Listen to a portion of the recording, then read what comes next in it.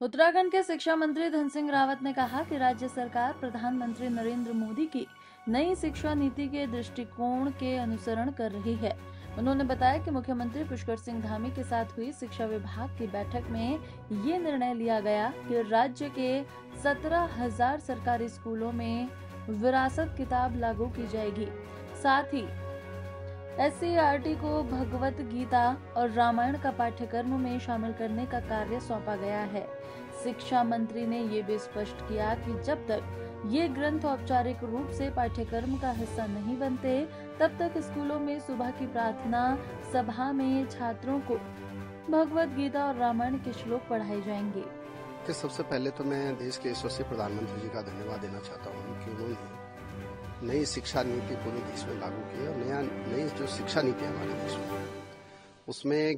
भारतीय ज्ञान परंपरा आधारित जितने भी सब्जेक्ट हैं वो बच्चों को पढ़ाए जाएंगे।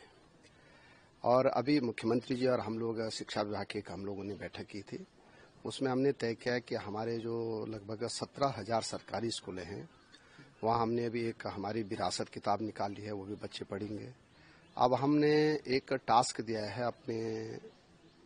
SCERT को कि वो जो है एक सिलेबस तैयार करें जिसमें कि भगवत गीता होगी, रामायण होगी, हमारे बच्चों को पढ़ाया जाएगा। लेकिन अभी जब तक वो सिलेबस में आता है तब तक हमने अपने जितने भी स्कूल हैं उसमें सुबह जितने पीरियड होते हैं स्कूलों में, उसमें भगवत गीता के और रामायण के जो अच्छे श्लोक हैं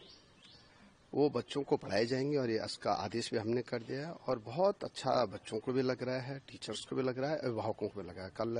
मैं देख रहा था कि कई लोगों की इस पे प्रतिक्रियाएं हैं और लोगों ने इस कदम की काफी सराहना की है। और मैं कह सकता हूं कि हमारे राज्य के बच्चे जो है अब भारतीय ज्ञान परंपरा आधारित शिक्षा की ओर जाएंगे। सर, शुरुआत में अभी